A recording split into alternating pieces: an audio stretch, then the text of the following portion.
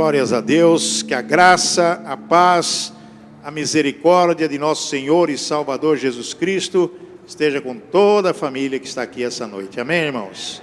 Vocês vão receber as bênçãos do Senhor, já receberam, porque eu creio que a palavra do Senhor, ela é eficaz, é maravilhosa. Amém? Glória a Deus, amados. Amém. Nós vamos refletir a respeito de algo muito importante. Magali falou, a menina do Mini falou. Às vezes nós estamos em cima do muro. Às vezes nós não temos condição de decidir o que é melhor para nós. Às vezes nós sabemos o que é bom, mas temos dúvida se o que é bom mesmo.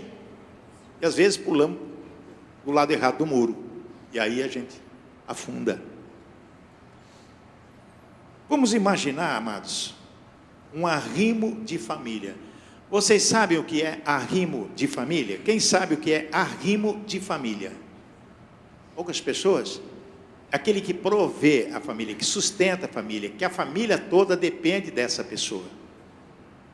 Quando se fala assim, olha, o meu marido é o arrimo da família. Quer dizer, eu dependo do meu marido, meus filhos dependem do meu marido. A família depende daquela pessoa. Às vezes o arrimo da família é um filho, cujo pai morreu. Ele passou a herdar a responsabilidade de cuidar dos irmãozinhos da mãe. Então ele passa a ser arrimo de família. Nós temos uma passagem na Bíblia sobre arrimo de família, que aquela senhora estava indo enterrar seu filho, uma viúva. Ela estava indo enterrar seu filho, chorando, e um cortejo funeral indo sepultar o menino. Aquele menino que estava morto era o arrimo da família. Aquela viúva perdeu o marido e acabou de perder o seu filho, que era o arrimo da família, que sustentava a família, que trabalhava para sustentar sua mãe. Quando morreu, naquela época, morre uma pessoa que era arrimo de família, a mulher não tinha outra alternativa a não ser se prostituir. Imagine o drama dessa mulher. Não tinha nenhum homem para cuidar dela, então ela teria que ir para as ruas. Mas vinha o cortejo fúnebre, mas Jesus vinha o cortejo da vida. Não é lindo isso? Jesus com seus discípulos encontra essa viúva e vê o sofrimento dela. E Jesus ressuscita ali aquele homem, aquele filho, e diz, mulher, aí está teu filho. Glória a Deus, uma salva de palmas para Jesus. Esse é Jesus. Esse é o Jesus que eu creio. Esse é o Jesus que nós precisamos conhecer. Não somente conhecê-lo, como recebê-lo. Agora, imagine você sem Jesus, o que faria você? Sem Jesus, o que eu faria? Faço uma pergunta aí para você. Sem Jesus, o que eu faria? Faça a pergunta. Sem o arrimo da sua casa, o que você faria? Sem aquela pessoa que provê a sua casa, o que você faria? Eu já tive oportunidade de pessoas dizerem assim, olha, sou totalmente dependendo do meu marido, porque se ele morrer, não sei o que vai acontecer. Sou totalmente dependente do meu filho. Se ele morrer, não sei o que vai ser da minha vida. O que nós podemos dizer? Sem Jesus, o que eu faria? Jesus, no capítulo 15 de João, versículo 5, ele diz assim, eu sou a videira, vós sois as varas. Quem permanece em mim e eu nele, esse dá muito fruto, porque sem mim nada podeis fazer. Se Jesus diz assim, sem mim nada podeis fazer, o que nós vamos pensar? Se nós somos totalmente dependentes de Jesus. Eu sou totalmente dependente de Jesus. E você? É totalmente dependente de Jesus? Nós temos que pensar nisso. Tem várias passagens na Bíblia, eu vou trazer alguns detalhes muito importantes, para que eu possa refletir, e você vai refletir também, o que eu faria sem Jesus. O que seria de mim sem Jesus? João capítulo 21, versículo 1 e 2 diz assim, olha só. Depois disso, manifestou-se Jesus outra vez aos discípulos, porque Jesus morreu, ressuscitou e ficou um período de tempo na terra.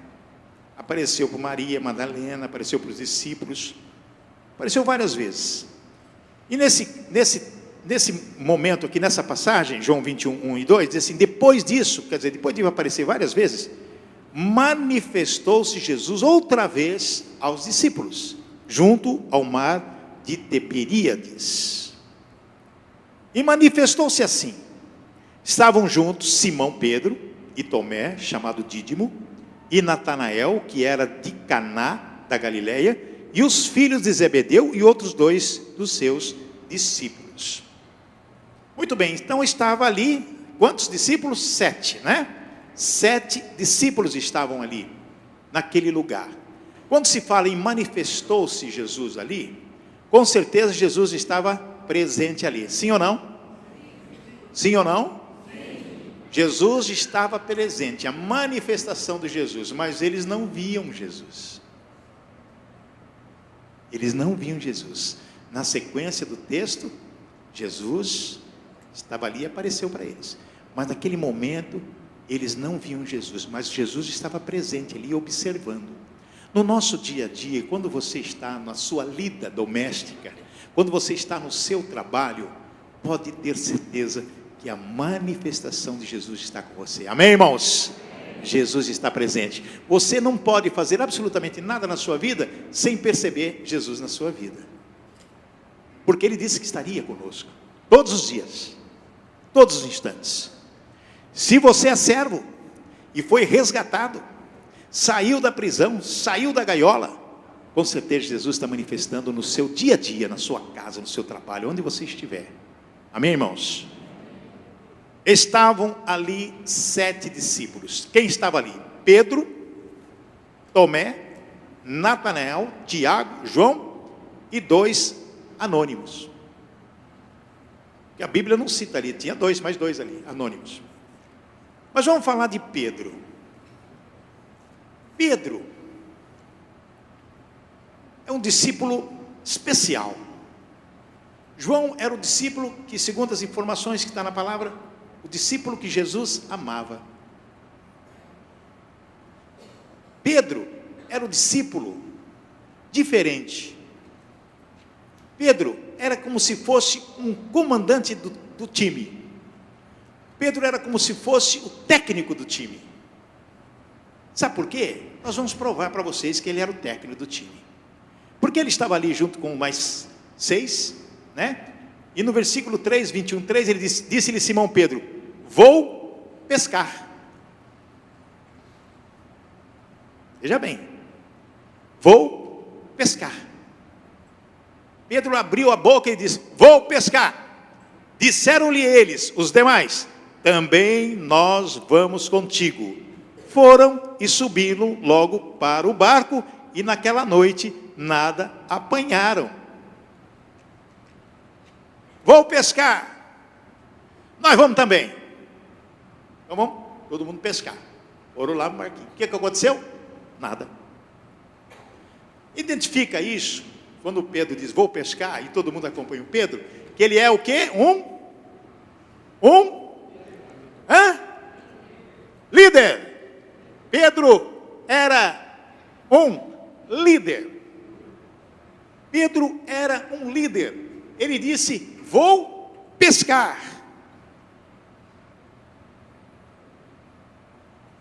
Sabe por que ele era um líder? Pedro tomava frente todas as vezes. Vamos mostrar por quê. Quando Jesus estava naquela praia, no Mar da Galileia, e de repente viu uma turminha ali, um barco, e alguém estava lavando a rede. Lavando a rede. Quem era que estava lavando a rede? Pedro. E Jesus entrou no barco de Pedro. E Jesus disse para jogar a rede. E Pedro de imediato disse o seguinte: olha, nós pescamos a noite inteira e não conseguimos nada. Quem foi que primeiro falou? Pedro. Quando Jesus disse, joga a rede, e o peixe começou a chegar, Pedro gritou: ô pessoal, olha quanto peixe, traga mais barco, traga mais rede, traga mais barco. Ajudou tudo lá. Pedro teve iniciativa de líder, ele comandava. Em Mateus capítulo 16, e Simão Pedro respondendo disse: tu és o Cristo, o Filho do Deus vivo. Quando Jesus fez aquele discurso maravilhoso, e todo mundo começou a duvidar de Jesus, e Jesus fez uma pergunta para todos que estavam ali: quem vocês acham que eu sou? Quem foi o primeiro que levantou a voz e disse? Quem? Pedro. Pedro foi sempre o primeiro a dizer: tu és o Cristo, o Filho do Deus vivo. Pedro foi o primeiro. E quando o pessoal disse: é um fantasma, e Jesus andava sobre o mar, quem foi que falou: se é tu, deixa-me ir contigo? Quem foi que falou? Era ou não era mais corajoso que os outros? Sim ou não? Foi ele que, Jesus disse: vem, ele foi. Pedro tomava a iniciativa de tudo. Ele era líder, ele era o primeiro, ele era o cara entre os discípulos. Ele era o cara. Na transfiguração, foi ele, Jesus, João e Tiago. Mateus 17:4. Olha o que diz o texto, gente. E Pedro, tomando a palavra, disse a Jesus: Senhor, bom é estarmos aqui. Se queres, façamos aqui 3 tabernáculos, um para ti, um para Moisés e um para Elias. Dia 3 lá, quem levantou a palavra, quem tomou a palavra, quem foi o primeiro a falar? Pedro. Ele quis fazer o quê? Honrar a Jesus, honrar aquilo que ele estava vendo, Moisés e Elias. Líder, Pedro era o cara. Quando Jesus estava no Getsemane, os discípulos estavam ali, e chegam os guardas pretorianos querendo prender Jesus. Quem foi que levantou a espada e cortou a orelha do moço lá? Quem? Pedro. Arrancou a espada e cortou a orelha. Pedro tomava iniciativa, esse era o cara. Tomou iniciativa para honrar Jesus, para reconhecer que Jesus era o Cristo. Na frente de todo mundo: tu és o Cristo. Foi Pedro que teve a ousadia de dizer algo muito importante. Levou uma chapuletada de Jesus, mas ele foi o primeiro a abrir a boca e dizer na festa da Páscoa. Ele disse, Mateus 26:33, mas Pedro respondendo disse-lhe: ainda que todos se escandalizem em ti, eu nunca me escandalizarei. Levou uma chapuletada. O galo vai cantar 3 vezes e você vai me negar. Coragem. Pedro era o cara. Ousado. Bravo. Mas defendia as suas convicções. Como que nós somos? Nós defendemos aquilo que acreditamos. Nós defendemos aquilo que cremos.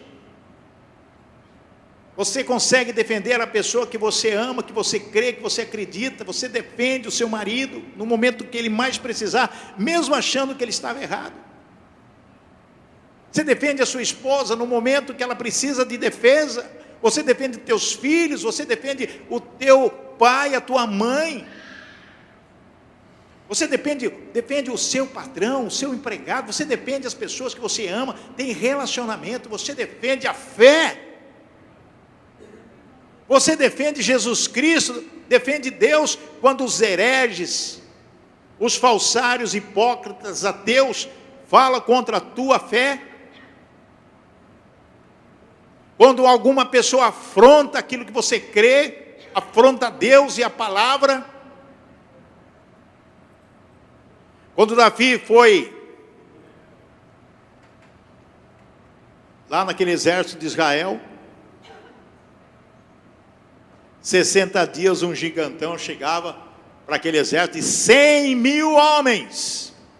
Presta atenção, exército de Israel, 100 mil homens. E o filisteu gigante Golias, cambada de frouxos.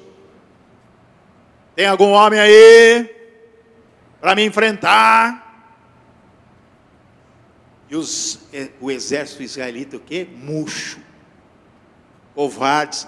A Bíblia diz que em 60 dias Golias ofendia o exército de Israel e não saíam do lugar lá, e só ele lá. Tem algum macho aí? Quem é que vai me enfrentar? Movido pelo Espírito Santo de Deus, Davizinho foi lá. Quem é esse incircunciso? Olha que Davi falou: quem é esse incircunciso que afronta os exércitos do Deus vivo? O Golias não estava afrontando o exército israelense, estava afrontando quem? Deus. Quem é esse incircunciso que afronta os exércitos do Deus vivo? Os exércitos celestiais de Deus vivo. E Deus fez o quê? Através desse cara, desse rapaz, derrotou Golias. Amém, irmãos? Nós estamos preparados para defender a nossa fé? Nós estamos preparados para ser como Pedro? Ousado?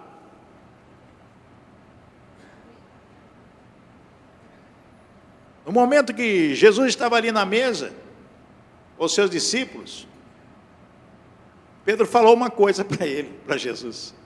É sempre Pedro que falava. Jesus dá uma chapuletada nele. Dá de ré, Satanás. Sai de mim, Satanás.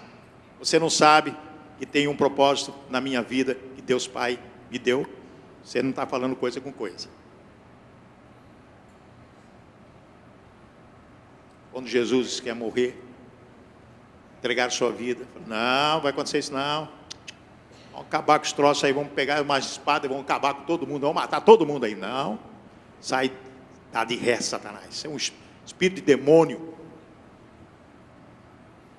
Amados, nós temos que estar preparados para defender aquilo que queremos, a nossa fé. Vamos falar de Tomé.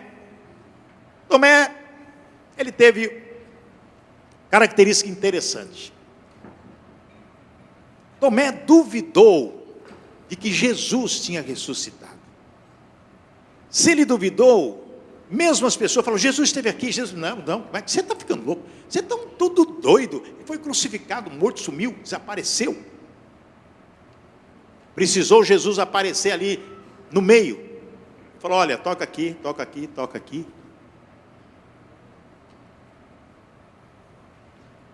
E Tomé teve que se curvar diante do Senhor Jesus e confessou o Senhor. João 20, 28 e 29, Tomé respondeu e disse-lhe: Senhor meu, Deus meu. Confessou, reconheceu que Jesus ressuscitou e está vivo. Amém, irmãos? Hoje está à direita do Pai e vai voltar. Tem muitas pessoas que não têm essa condição de crer realmente que Jesus está ressurreto, que Jesus está vivo, está presente em nossas vidas. Senhor meu, Deus meu, significa que nós no dia a dia da nossa vida temos que dizer: Senhor meu, Deus meu, eu creio. Mas olha o que Jesus respondeu para ele. Disse-lhe Jesus: por que me viste, Tomé, creste? Bem-aventurados, ou seja, felizes os que não viram e creram. Alguém está vendo Jesus aqui? Mas alguém sente a presença do Senhor Jesus aqui? Amém, irmãos? Nós sentimos a presença do Senhor Jesus, porque Ele não mente, a palavra não mente. Onde um ou dois está em nome dEle, Ele está entre nós. Glórias a Deus por isso. Então nós temos que ser Tomé. Tem muita gente que fala assim: eu sou igual São Tomé, eu tenho que ver para crer. Negativo, porque senão não sou feliz. Bem-aventurados os que não viram e creram. Você é uma testemunha do Deus vivo, sim ou não? Olha só o que diz Marcos 8,38. Porquanto qualquer que entre esta geração adúltera e pecadora se envergonhar de mim e das minhas palavras, também o Filho do Homem se envergonhará dele, quando vier na glória de seu Pai com os santos anjos. Você não pode ter vergonha de dizer: eu sou cristão, eu sou crente, eu creio em Jesus Cristo, meu Senhor, sou tomado e manifestado pelo Espírito Santo de Deus e defendo aquilo que acredito. Quando você confessa diante dos homens que Jesus é o Senhor da sua vida, Jesus vai dizer ao Pai: aquele meu filho que eu resgatei, que eu comprei, ele te ama, ele é teu. Amém, irmãos? Ele é teu. Confessa diante do Pai. Mas Jesus disse: aquele que se envergonhar de mim, virar as costas para mim, esconder o rosto de mim, eu não vou chegar até Deus e falar: olha aquele lá. Não pode fazer isso. O que é esconder o rosto de Deus? É não cumprir a palavra, é ser pecador. Se envergonhar de Jesus Cristo é ter vergonha de falar: olha, Jesus te ama, para aquela pessoa que você conhece, para aquela pessoa que está diante de você e você sabe que ela necessita de um amparo, de um abraço. Semana passada nós falamos aqui de a coisa pior que existe quando uma pessoa é ignorada, desprezada. Mas eu não vou muito com aquela cara, com aquela pessoa. Gente, amados, essa pessoa está doente, ela precisa mais de você do que qualquer outra coisa. Aprendi ontem com o pastor Domingos, que é o lema da nossa igreja: uma igreja apaixonada por Deus e por pessoas. E ontem ele disse que nós devemos ter duas paixões na vida: Jesus e pessoas. Pense nisso, amados. Se nós somos uma igreja apaixonada por Deus e por pessoas, nós temos que ter duas paixões: Jesus e pessoas. Então nós temos que olhar para as pessoas com amor, não importa que jeito que ela seja. O pastor contou um testemunho lindo lá da igreja de Fortaleza, não, da igreja de Santarém.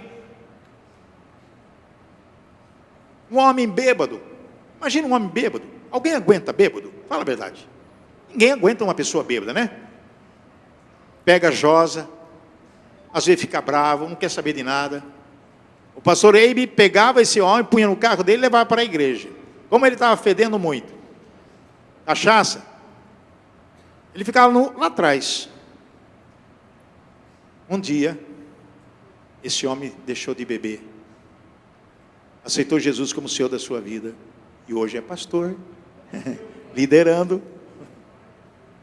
Por quê? O pastor Eibe pegou, cuidou dele, levou para a igreja. Eu vou dizer, amados, quantas pessoas nós desses 18 anos recuperamos aqui, pessoas quebradas, caídas, com drogas. Quem nos acompanha já nesses 18 anos vê quantos testemunhos de pessoas que foram libertas pelo poder de Deus. Sabe por quê? Por causa do cuidado, por causa do amor. Amor pelas pessoas.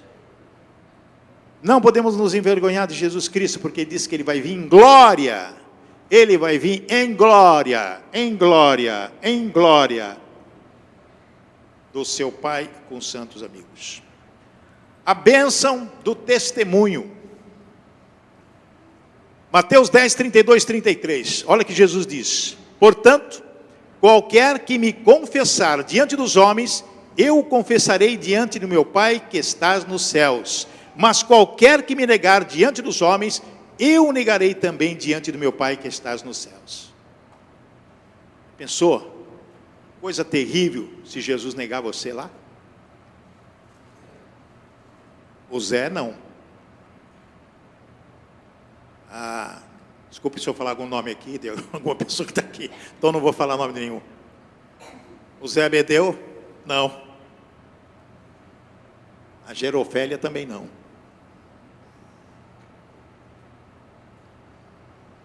Se negar. Meu Pai, misericórdia.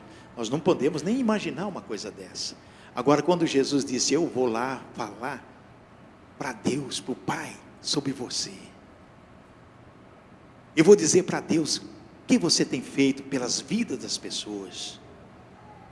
Eu vou dizer para o Pai que você ora muito, muito, muito pelas pessoas, pelas autoridades, pela sua família, por aquelas pessoas que você quer que seja salva para estar no mesmo aprisco que Deus. Outro discípulo que estava lá, Natanael. Natanael, testemunho fiel de integridade, Natanael. Jesus, João 1,47, Jesus viu Natanael vir ter com ele e disse dele, eis aqui um verdadeiro israelita em quem não há dolo. Gente, já pensou, Jesus vê aquele homem, aquele discípulo escolhido e falou, olha, esse aqui é um israelita verdadeiro, nele não tem culpa alguma. Uma pessoa íntegra, fiel, zelosa. Já pensou Jesus chegar diante de Deus e dizer, olha Maria, olha aqui Pai, que pessoa íntegra, honesta, verdadeira. Já pensou Jesus olhar para você e dizer, meu filho, que bom, íntegro, fiel, verdadeiro, honesto. Amados, nós temos que buscar isso, chama-se santidade, estar diante de Deus, limpo e puro, para que Ele possa nos enxergar transparente, bem transparente. Santidade é enfeite da casa de Deus. Nós temos que procurar a santidade, porque é enfeite da casa de Deus. Não custa nada ser honesto. Não custa nada fugir das paixões do mundo. Não custa nada fugir dos padrões desse mundo que leva as pessoas para o inferno. Salmo 93:5 diz assim, muito fiéis são os teus testemunhos, a santidade convém à tua casa, Senhor, para sempre. Vamos falar de Tiago, mártir do cristianismo. Tiago, quando Atos 12:2 diz assim, por aquele mesmo tempo, o rei Herodes estendeu as mãos sobre alguns da igreja para os maltratar e matou a espada Tiago, irmão de João, mártir. Por que ele morreu? Defendendo o quê? A fé. Morreu defendendo Jesus Cristo, aquilo que ele cria para poder defender aquilo que ele estava sabendo todo dia da sua vida, foi discípulo. A perseguição naquela época era violenta, era a morte, todos os discípulos morreram de forma trágica, todos eles, menos João, mas todos foram. Pedro foi morto de ponta cabeça, crucificado de ponta cabeça. Quando ele ia ser crucificado, ele falou assim, pera um negocinho, não, eu quero ser crucificado sim, vou morrer por Jesus, mas de ponta cabeça. Não sou digno de morrer do jeito que Jesus morreu. Vocês estão imaginando isso, gente? Imagine isso aí. Pedro, quem é Pedro mesmo? É o líder, aquele que revolucionou, aquele que era o cara, o grande comandante, aquele que levantava, ele era o primeiro a falar, às vezes falava besteira, mas até a besteira dele serve para nós, porque era para defender aquilo que ele estava acreditando, crendo. João, o profeta da revelação, escolhido por Deus, diz João, que é o discípulo que Jesus amava. Hebreus 4:12 diz assim, porque a palavra de Deus é viva e eficaz, e mais penetrante do que qualquer espada de 2 gumes, e penetra até a divisão da alma e do espírito, e das juntas e medulas, e é apta para discernir os pensamentos e intenções do coração. A palavra é viva, ela entra dentro de nós e vai profundamente, separa. Amados, quando você absorve a palavra do Senhor, quando você lê a Bíblia, medita nela, quando você participa e pede a orientação do Espírito Santo, Deus vai falando com você, vai te orientando, vai te protegendo, você vai ficar blindado com a ação de Deus na sua vida. Amém, irmãos? Aí é aquilo que diz a palavra, o Salmo 34, 22, de que aqueles que nele se refugiam, não serão o quê? Condenados. Não receberá condenação. O que é condenação? Essas coisas que o diabo vem trazer para você, a doença, a miséria, a vontade de morrer, todas essas podridões que tem, é condenação. Mas tinha 2 discípulos anônimos. Quem são? Quem vai ganhar um doce e descobrir? Sabe quem são esses 2 discípulos anônimos? Você e eu. Quem assume essa palavra como discípulo? Você e eu. Nós estamos preenchendo o nosso lugar na igreja. Nós estamos no momento exato de purificação, buscando a santidade para estar diante de Jesus. Sabe por quê, amados? Será que nós somos como Pedro, líder? Tomamos a palavra e defendemos aquilo que acreditamos?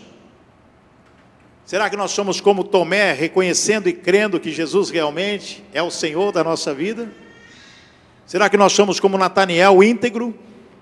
Será que somos como Tiago, disposto a sofrer por Jesus Cristo? Será que somos como João, buscando cada vez mais a santidade? O que acontece quando Jesus se manifesta em nós? João 21:6, olha só. Depois que Jesus foi pescar, vamos pescar, todo mundo foi pescar. Ninguém viu Jesus. E ele lhes disse, lançai a rede. Jesus apareceu para eles. Jesus apareceu porque estava amanhecendo, eles passaram a noite inteira, nada pegaram. Mas Jesus estava ali na praia. E João reconheceu, é Jesus que está ali. É Jesus. E Jesus disse, lançai a rede à direita do barco e achareis. Lançaram depois e já não se podiam tirar pela multidão dos peixes. Então o que aconteceu? O milagre acontece quando Deus está presente na nossa vida. A manifestação de Jesus é a presença de Jesus na nossa vida. Mas que isso aconteça, nós temos que ser líder. Nós temos que reconhecer Jesus como o Senhor da nossa vida. Nós temos que defender a nossa fé. Nós temos que se integrar a Ele. Nós temos que buscar ser íntegro de uma maneira especial. Nós podemos fazer isso, amados? Sim, lógico que podemos. Basta você abrir o teu coração e dizer, Senhor Jesus, eu estou aqui. Eu estou aqui. Eis-me aqui, envia-me a mim, né? Falamos semana passada. O que seria de mim sem Jesus? O que eu faria sem Jesus? Nada. Sem Jesus eu não faço nada. Amém, irmãos? Repitam comigo, sem Jesus eu não faço nada. Então vou fazer tudo agora porque eu tenho Jesus no meu coração. Vou ficar em pé, vamos orar. Glorificar esse nome do Senhor. Essa noite tão especial. Você já orou, já repreendemos o maligno, já destruímos as forças do mal. E agora nós vamos tomar posse das bênçãos que o Senhor tem para as nossas vidas. Amém, irmãos? Então feche seus olhos, coloque a mão no coração. E vamos pedir essa bênção especial para o nosso Deus. Nosso Deus e nosso Pai. Sabemos que somos imperfeitos, temos conhecimento disso. Mas, Pai, nós ouvimos a Tua palavra e falou forte ao nosso coração, Pai. E nós devemos ser como Pedro, líder. Um líder fantástico, cheio do Espírito Santo. Tomando a palavra para defender aquilo que ele acreditava. Questionando porque queria aprender mais. Ajuda-nos a ser como Pedro, Senhor. Ajuda-nos a ser, Pai, como Natanael. Ajuda-nos a ser íntegro, com honestidade, fluindo na nossa vida. Ajuda-nos a ser também como Tomé, que no momento certo reconheceu e creu que o Senhor é o Senhor. no nosso Deus. Ensina-nos, Senhor, a ser como João. Ensina-nos a ser como Tiago, que sofreu por uma causa. O Senhor disse que no mundo teremos aflições, e é verdade. Estamos passando por várias provações. Até passamos pelo vale da sombra da morte. Mas nós temos que ter a certeza, e temos, que o Senhor está conosco, Pai. Por isso nos ajuda a ser ousados, nos traz um espírito, uma unção de coragem, para poder vencer todos os obstáculos da vida. Nós queremos agradecer ao Senhor por essa grande oportunidade de nos permitir estar aqui, Pai. E eu agora, Pai, como ministro do Evangelho, eu quero pedir uma bênção especial para cada vida que está aqui essa noite. Que o Senhor possa derramar as tuas bênçãos, porque o coração já está limpo e puro para te receber. Manifesta o teu amor em nós, Senhor. Nos ajuda, papai. Confesse a Deus, Pai Todo-Poderoso, que nós cremos no Senhor e te amamos, Senhor. Limpa-nos, Senhor, purifica-nos, Senhor, de qualquer coisa que possa estar ainda enraizado em nós. Ajuda-nos, Senhor, nesta semana, que possamos prosperar, ter alegria, paz, saúde e a vida eterna para as nossas vidas. Nós oramos porque cremos em nome de Jesus. Amém. Amém, igreja? Amém. Podeis assentar, amados, em nome de Jesus.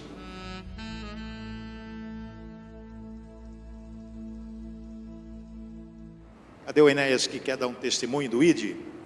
Parceiro da Primeira Igreja Batista. Se você tem um testemunho para dar, vem aqui. Vamos glorificar o nome do Senhor. Vamos envergonhar o diabo. Boa noite a todos. Bem, como todos sabem, eu também sou aqui da igreja, sou diretor do ID, fundador, né? Eu quero falar da bênção de Deus que aconteceu dia 31 de janeiro. Eu tive que vir aqui, falei com o Tiago ontem, marcando para o Picarella, porque eu tenho que honrar a vida desse homem. Esse homem nos ajudou grandemente no dia 31 de janeiro. E foi uma missão de Deus, gente. Pode ter certeza. Foi Deus que tocou no coração dele para fazer o que ele fez. Tá? Porque antes do dia 31 de outubro, eu tive uma conversa com Deus à noite. E ele pediu para mim fazer uma campanha de 3 meses para a compra da sede do ID. E esse homem não sabia que eu tinha tido essa conversa com Deus, e ele deve estar sabendo agora também. E Deus me falou que era para fazer essa campanha, para fazer a sede do ID. E é difícil fazer uma campanha para levantar 400 mil reais. É comprar a área, 200 mil, e 200 mil para fazer a sede. Ele não sabia. Eu fui lá, através de um amigo, no gabinete dele, e ele falou comigo, falou assim, eu tenho emendas parlamentar, eu posso ajudar com 150 mil. Tudo bem. O senhor pode me ajudar numa campanha, que nós vamos iniciar dia 31 de outubro? Eu falei assim, posso, vou fazer reportagem na Record. Beleza. Então, depois disso, foi uma luta a campanha, uma luta. E, na verdade, Deus deixou a gente trabalhar com todas as armas, conseguir parcerias, falar com muita gente. Mas, na verdade, na prática, não foi boa a campanha. Não foi boa. Faltou realmente mais tempo. Humanamente falando, não foi boa. Mas tinha um propósito. Porque Deus falou que ia levantar esses 400 mil reais. No meu coração, era 400 mil reais. O terreno custava 200. Mas Deus estava falando, é 400 mil reais. Mas já é difícil levantar 200, como mais 400. Como eu vou fazer isso, Senhor? E no dia 31 de janeiro, nesse banco, o Picarelli falou para mim e para o meu irmão ali, olha, eu vou dar 300. Estou vendo tudo isso aí, eu vou dar 300 para essa obra, porque é uma obra de Deus. Eu vou dar para 300. Eu lembro como se fosse hoje, ele falou assim, por causa daquelas crianças. Aí, na hora que ele subiu, ele teve outra surpresa. Ele falou assim, Deus falou que era 400. E no início dessa minha fala, eu falei que era quanto? 400. E ele ali falou no palco, é 400 mil reais que eu vou dar. E para um deputado dar 50% do seu orçamento, é muita coisa, é muito difícil. Eu honro a Deus por essa vida, porque Deus honrou com ele, né? Ele foi o instrumento para essa missão. E nós vamos, assim, comprar a sede. Amanhã nós estamos passando a escritura. Estamos aí, até junho, nós estamos iniciando a construção. você vai lá iniciar, dar a primeira pasada na obra, né? Nós vamos começar a construção para atender aquela demanda de mais de 500 crianças que estão aguardando novas atividades. Então, a obra está ficando bonita, a planta está ficando bonita. Deus usou grandemente o Picarelli, também usou grandemente lá na Petrobras, liberação de mais recursos. Então, assim, Deus tocou até lá no Rio de Janeiro, em Brasília, para presidente da República, da presidente da Petrobras, e tudo foi conforme Deus queria. Nosso esforço dos 3 meses não foi bom, mas Deus falou, era eu que tenho que levantar, eu que vou tocar gentes. Então, pastor, a sua família, Magali, tá? Eu agradeço sempre a eles, oro sempre por eles, por esse ministério, e Deus precisa de homens lá assim, né? Salve de palmas para Jesus, glória a Deus. Ó, quero avisar que o dinheiro não é meu não, viu? Não foi do meu bolso. O dinheiro é do governo, é emenda parlamentar. Eu tenho direito a destinar 800 mil reais para quem eu quiser, desde que esteja de acordo com a legislação, a documentação, tudo. Então, realmente, quando eu vi aquele trabalho de 500 crianças precisando de uma sede, e é do Instituto de Desenvolvimento Evangélico, que faz parceria com a Primeira Igreja, eu falei, não, eu vou dar 400 mil reais, que eu senti no coração aqui, orando, buscando a Deus. Falei, 400, acabou. E está já consolidado. E os outros 400 nós estamos dando em ambulância para várias cidades que não têm ambulância. Os outros 400, são 4 parcelas de 100, eu destinei para cidades do interior que não têm ambulância UTI. Então, eu acho que eu fiz a minha parte, Deus tem me concedido isso aí. Amém, irmãos? Vamos ficar. Paz do Senhor, igreja. Eu vim testemunhar aqui 3 milagres hoje, né? O primeiro já me acompanha há 5 anos, né? Eu, desde os 12 anos de idade, fui dependente químico, né? E assim, já estava tudo perdido quando Deus tocou e disse que me queria, né? Ia me salvar. E esse é um milagre que eu venho testemunhar, né? Que há 5 anos, com 24 anos eu parei de usar e agora tenho 29 anos, né? Fazer 30 agora, 5 anos que esse milagre acontece. O segundo é essa mulher que Deus colocou na minha vida e essa criança maravilhosa, né? E o terceiro milagre é que eu vim tentando, várias vezes tentava e não dava certo e era negado. E nesses 5 anos eu venho pagando aluguel, venho lutando, trabalhando. E eu falava assim, via as pessoas testemunhar aqui na frente, falava, não, um dia eu vou lá na frente, um dia vai chegar a minha hora, né? E chegou essa hora, né? Deus liberou a minha casa. Oh, glória a Deus! Vamos ungir essa chave. Derrama o óleo. Que Deus abençoe em nome de Jesus. Que seja para prosperidade e vida feliz na tua família, com a tua esposa e teu filho. Em nome de Jesus, toma posse da bênção, meu filho. Pode tomar posse, a esposa aí. Coloca a mão aí, esposa. Isso, coloca a mão aí, guri. Isso, glória a Deus, aleluia. Que Deus abençoe vocês. Amém? Glória a Deus. Felicidades. Amém, irmãos? Amém. Então vamos agradecer a Deus. Vamos orar. Que nós te adoramos, Pai. Leva-nos em segurança para os nossos lares. E que nós possamos cada vez mais viver na tua dependência. Em nome de Jesus oramos e agradecemos. Amém. Dê um abraço no seu irmão. Hoje foi meu dia de vitória. Deus te abençoe. Terça-feira que vem, traga um visitante. Vai ser o culto do amigo. Traga o seu amigo.